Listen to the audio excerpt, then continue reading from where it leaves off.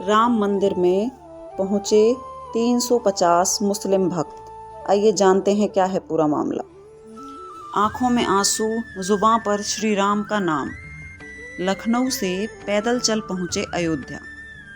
मंगलवार का दिन विश्व इतिहास में स्वर्णिम अक्षरों में लिखा जाएगा। मुस्लिम राष्ट्रीय मंच के 350 श्रद्धालु 6 दिन की पद यात्रा करके लखनऊ से अयोध्या श्री राम मंदिर रामलला के दर्शन करने पहुंचे। इस दल का नेतृत्व मंच के संयोजक राजा रईस और प्रांत संयोजक शेर अली खान ने किया। दर्शन के बाद सभी श्रद्धालुओं की आंखों में गर्व के आंसू और जुबान पर श्री राम का नारा था। राजा रईस और प्रांत संयोजक शेर अली खान लखनऊ से 6 दिन की पद यात्रा करके 350 मुस्लिम श्रद्धालुओं के साथ दर्शन के लिए अयोध्या पहुंचे थे।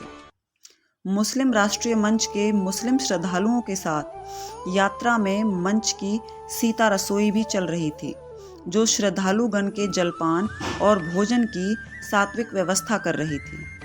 इस तरह लखनऊ से अयोध्या के बीच के लगभग 150 किलोमीटर की दूरी को इस भरी लाव लश्कर ने 6 दिन में पूरा किया। इस दौरान हर 25 किलोमीटर के बाद यात्रा एक पूर्व निर्धारित स्थान पर रात्रि विश्राम के लिए रुकती थी और फिर अगली सुबह निकल पड़ती थी अपने नए पड़ाव की ओर। इस तरह 6 दिनों के अथक परिश्रम के बाद फटे जूते, जख्मी और छालों से भरे पैरों के साथ श्रद्धालुओं ने आखिरकार श्री राम को पा लिया।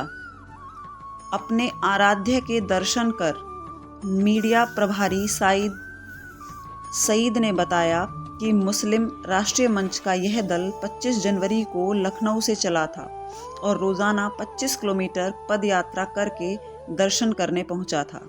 शाहिद ने बताया कि इस मौके पर श्रद्धालुओं ने कहा कि इमाम हिंद राम के गरिमाई दर्शन का यह पल उनके पूरे जीवन काल के लिए सुखद स्मृति के रूप में रहेगा। मुस्लिम श्रद्धालुओं ने श्री राम मंदिर परिसर से एकता, अखंडता, संप्रभुता और सौहार्द का संदेश दिया। मंच के संयोजक राजा रईस ने इस बात अयोध्या के श्री राम मंदिर में रामलला के दर्शन के बाद मंदिर परिषद में कही। उन्होंने कहा कि राम हम सभी के पूर्वज थे, हैं और रहेंगे। राजा रईस और शेर अली खान ने कहा कि हमारे नबी ने फरमाया है कि देश से मोहब्बत आधा ईमान है। देश और इंसानियत सर्वोपरि है।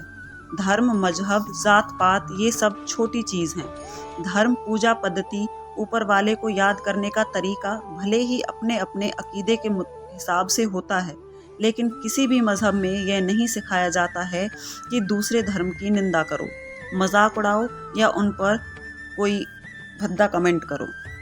यह सभी ईमान, इंसानियत, इस्लाम और वतन की तौहीन है। उन्होंने कहा कि मंच का मानना है कि हमारा मुल्क, हमारी सभ्यता, हमारा संविधान नहीं सिखाता है आपस में बैर रखना।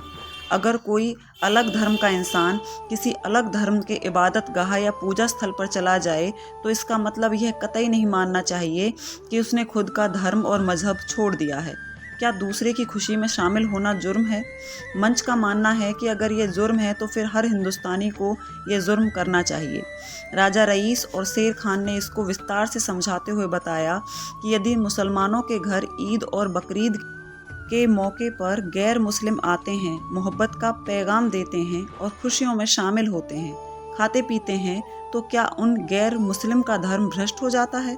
किसी गैर मुस्लिम के गम में अगर हम शरीक होते हैं, मौत पर मातम छाया होता है, पूजा पाठ हो रहा होता है, तो क्या मुसलमानों का दीन, ईमान और इस्लाम इतना कमज़ोर है कि वो खतरे में आ जाएगा?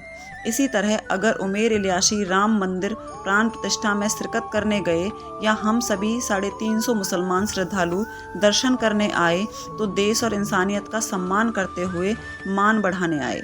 ऐसा करके हम सभी काफिर नहीं हो गए, कोई जुर्म नहीं किया, बल्कि इस देश की मोहब्बत, संस्कृति को मजबूत करने का काम किया है। तो आपकी नज़रों में इन मुसलमानों ने ऐसा करके अच्छा किया या नहीं, प्लीज़ कमेंट करके ज़रूर बताइए। Thanks for watching and please like and subscribe the channel. Thank you.